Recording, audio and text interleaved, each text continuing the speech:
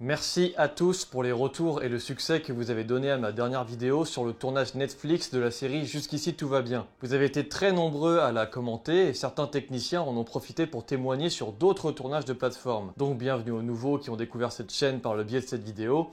Et merci aussi à ceux qui ont donné sur Tipeee. Bon, reparlons un peu de Tunas aujourd'hui. Suite à un récent retour de la Cour des comptes qui affirmait que très peu de films français furent rentables ces dernières années, les détracteurs habituels du cinéma français s'en sont réjouis pour le défoncer en expliquant que le cinéma était une industrie et que c'est en étant rentable qu'il garantissait un bon modèle économique. Un état d'esprit qui s'ancre à celui de Jérôme Sédou notamment, qui a pour objectif de transformer sa société pâtée en une usine à films qui auront comme principale mission de bien se vendre à l'international et de faire entrer l'entreprise en bourse. Bon, je vais pas revenir sur tout ce qui peut être raconté à côté de ça car j'en ai déjà beaucoup parlé et j'ai déjà démontré que la prétendue médiocrité du cinéma français était surtout le résultat d'une ignorance totale du domaine. J'ai aussi expliqué comment fonctionne le système de financement en France, ainsi que sa chronologie des médias, et aussi comment fonctionne le CNC. Je vous mets toutes les vidéos en description pour celles et ceux qui ne les auraient pas vues. Mais comme ces personnes s'amusent souvent à comparer la France à d'autres pays où ça se passerait beaucoup mieux, mais sans jamais prendre d'exemple, bien sûr, regardons les chiffres et voyons si notre protectionnisme culturel que nous appelons exception culturelle française, ainsi que notre non-rentabilité, sont vraiment en train de détruire la qualité esthétique du cinéma, mais aussi son économie au sein de l'Hexagone. Commençons par rapidement faire un tour du côté de l'international. Pour qu'un distributeur puisse proposer son film dans le monde, il doit disposer d'une certaine force de frappe et d'un budget conséquent pour séduire les exploitants des autres pays. Raison pour laquelle ce sont souvent des films à gros budget qui finissent par s'exporter à l'international. On parle bien du monde entier, donc les États-Unis, etc. Et pas seulement des pays d'Europe voisine, où pour le coup pas mal de films français franchissent la frontière. C'est d'ailleurs pour ça que dans le total d'entrées à l'étranger pour les films français, la plus grosse partie est enregistrée en Europe occidentale. L'estimation en 2022 du nombre d'entrées pour des films français à l'étranger s'élève à 27 millions, une hausse de 52% par rapport à 2021, mais qui reste bien en dessous de la période pré-Covid. En 2019, les films français avaient enregistré 45 millions d'entrées. Et d'ailleurs, en 2014, ils en avaient enregistré 120 millions, c'est assez dingue. Sur ce nombre d'entrées, 47 films français font plus de 100 000 entrées à l'étranger. Alors le CNC ne donne malheureusement pas toute la liste, mais affiche le top 10 des films français ayant fait le plus d'entrées à l'étranger. Alors on voit des longs métrages comme Sans filtre ou Julie en 12 chapitres qui sont des films non français, mais dont le pays a apporté un financement minoritaire, c'est écrit dans le classement. Le premier film ayant marché à l'international avec une production majoritairement française, c'est le troisième opus de Qu'est-ce qu'on a fait au bon Dieu avec 1 800 000 entrées. S'en suivent ensuite et surtout des films d'animation comme Hopper et le Hamster des Ténèbres, jamais entendu parler, Pile ou encore Le Trésor du Petit Nicolas. Bon, ce sont pas des films qui font dans l'originalité, que semblent pourtant défendre nos bons vieux détracteurs du cinéma français, mais ce sont ceux qui ont une très grosse carrière à l'international. Tout simplement parce qu'ils disposent d'un plus gros budget, de liens plus directs avec des exploitants étrangers et internationaux. Il n'y a pas vraiment de question d'esthétique et de prise de risque puisque l'intérêt majeur est de ramener le plus grand monde. Le dernier Astérix a aussi cet objectif, se vendre à l'international. Donc dire que c'est comme ça que le cinéma français se porte mieux, je suis pas sûr que ce sont des films dont les gens raffolent aujourd'hui, et je pense que personne ne souhaite que le cinéma français se formate dans ce genre de projet. Mais passons un peu aux chiffres sur les entrées, les films produits au sein du marché européen. 657 millions d'entrées sont enregistrées dans les pays de l'Union européenne en 2022. Et attention, grosse révélation, la France est le premier marché européen, mais aussi en part de marché du cinéma national. Et il est d'ailleurs depuis déjà plusieurs années. 152 millions d'entrées sont enregistrées dans le pays, et c'est loin derrière, au Royaume-Uni, que se trouve la deuxième place, avec 117 millions d'entrées enregistrées. La troisième place se trouve plus loin encore avec l'Allemagne et ses 78 millions d'entrées, avec ensuite l'Espagne qui en a enregistré 59, et l'Italie, presque 48. Observons maintenant ce petit schéma qui montre les chiffres clés des 5 principaux marchés européens cités.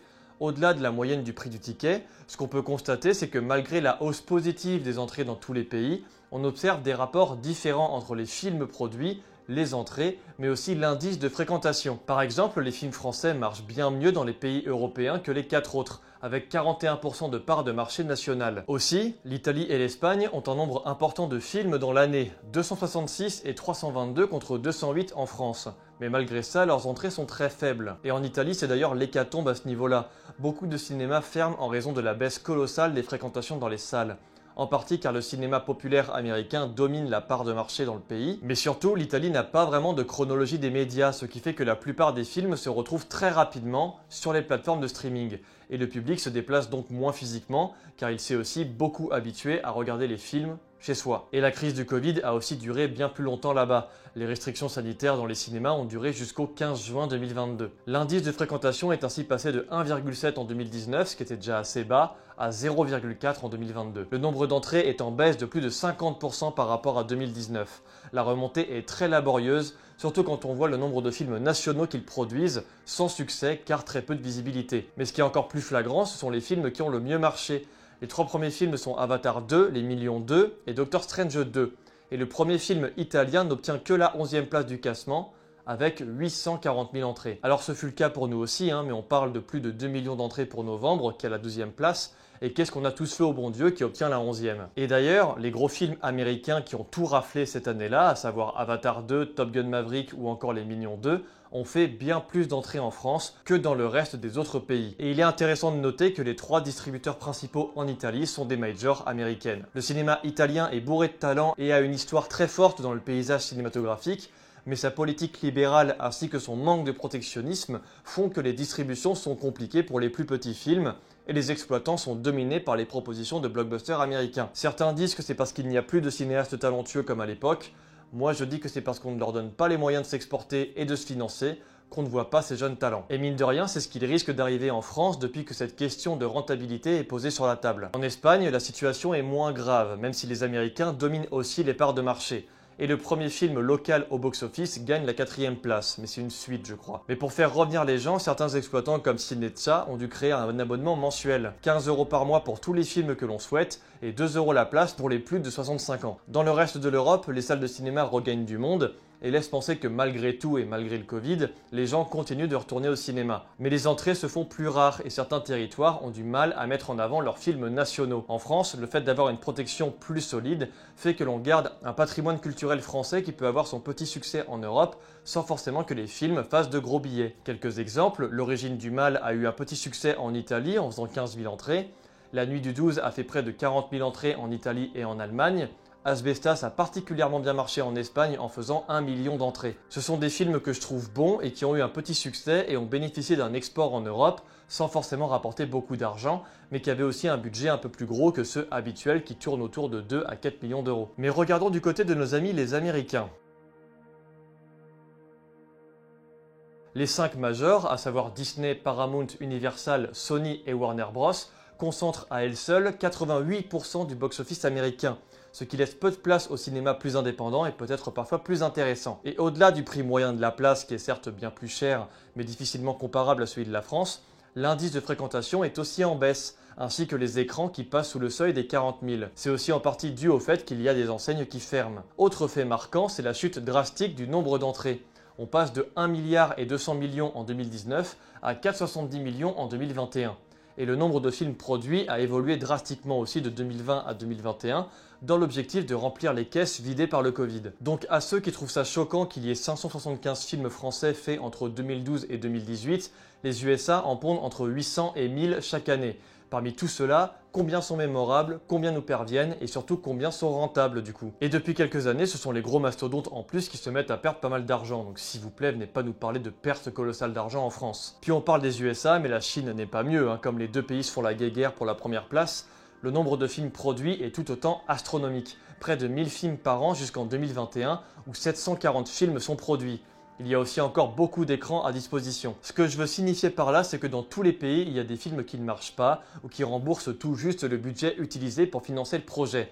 Ça n'a jamais été un drame en France, alors que dans d'autres pays, ça peut être plus grave parce qu'il n'y a pas cette espèce de système d'autofinancement. Le drame, en revanche, c'est qu'on en fasse un problème car justifier et obliger une rentabilité incite les producteurs à trouver des histoires et des cinéastes qui feront tout pour que les films soient massivement diffusés. ce qui amène obligatoirement un lissage et une prise de risque très faible, financée par de gros moyens publicitaires. Alors oui, il y a aujourd'hui des réalisateurs qui ont beaucoup de succès et qu'on pourrait qualifier comme auteurs, mais où ont-ils commencé ces mecs-là? Je veux dire, on parle souvent de Scorsese, mais il a commencé en portant son film sous le bras, sans beaucoup de budget non plus, à une période aussi où, comme la nouvelle vague en France, on cherchait à produire des films qui ne coûtent pas trop cher et qui puissent être accessibles et visibles par les gens, et surtout qui dérangent. Puis surtout, ces deux films avant Taxi Driver qui a explosé n'ont pas été très rentables. Bertha Boxcar et Mean Streets, qui sont deux très bons films pour moi, avaient un budget de 500 à 600 000 $ pour un box-office national qui a rapporté 900 000 aux deux. Alors c'est pas un échec, mais c'est clairement pas une réussite, et ce ne sont pas deux films qui sont rentables. Mais bref, ça ce sont des exceptions. Combien y a-t-il de cinéastes américains qui ne percent pas, mais ont très certainement du talent dans le cinéma? Il y a à mon avis des cinéastes américains qui ont le talent de Scorsese, de Tarantino et qui n'arrivent pas à percer aujourd'hui à cause de ce système-là. Aujourd'hui, le financement d'un film coûte très cher et tous ont besoin d'aide pour le produire. Donc l'idée serait de baisser le budget d'un film de manière moyenne tout en proposant un réel choix esthétique. Et c'est complètement possible, surtout en France. Yannick, le dernier film de Dupieux par exemple, n'a coûté que 920 000 €. Chien de la Casse en a coûté que 1,2 million. Le récent polar urbain Le Gang des Bois du Temple, qui est pour moi un grand film, je vous le conseille, fut autoproduit par le réalisateur. C'est juste exceptionnel qu'il ait réussi à trouver un distributeur pour le diffuser en salle. Je m'éloigne un peu du sujet initial, mais le CNC s'autofinance majoritairement par le prix du ticket.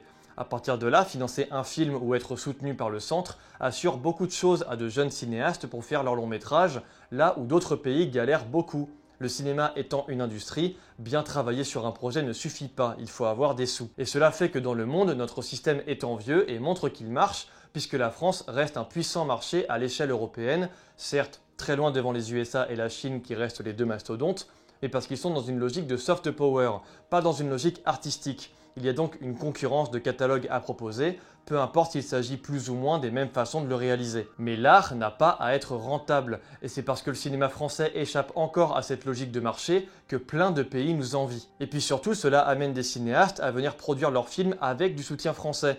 C'est le cas pour le film Asbestas par exemple, mais au total en 2022, ce sont 144 films qui ont bénéficié d'une coproduction française. L'Italie a par exemple coproduit 27 films avec la France, car le CNC dispose d'un fonds de soutien spécifique au cinéma italien pour le soutenir. Et je me permets aussi d'ajouter qu'à l'inverse de ce qu'on peut entendre, un film français garde une moyenne stable vis-à-vis de son budget, comme nous le montre ce schéma, où globalement on reste autour des 4 millions d'euros, ce qui est un bas coût aujourd'hui, compte tenu des investissements du CNC et du prix de production d'un film. Bref, la France brille partout en Europe pour son cinéma, son soutien et son système de financement. Et pendant que d'autres bandent sur les États-Unis et pensent toujours que le cinéma français est payé par l'impôt du contribuable, il y a des artistes qui se battent pour que ce système ne s'effondre pas et ne cède pas à l'industrie dans l'objectif d'éloigner le plus possible le cinéma et les œuvres du marché où toute production devrait être rentable pour exister. Et cette ligne-là existe et je vous invite à aller la voir. Bon voilà, on n'a pas beaucoup parlé de qualité et de mise en scène et je pense que c'est ce qui m'intéresse le plus dans un film, mais il est important de comprendre aussi son économie et comment il se porte à l'étranger dans l'objectif de toujours plus enterrer ces idées reçues qui pondent partout depuis quelques temps et qu'il serait temps de laisser tomber. C'est la fin de cette petite vidéo, j'espère qu'elle vous aura plu, j'espère que j'aurais pas parlé trop vite. N'hésitez pas en tout cas à partager la vidéo si elle vous a plu, à vous abonner à la chaîne, à me rejoindre sur Twitter et on se retrouve très bientôt pour de nouvelles vidéos. Ciao!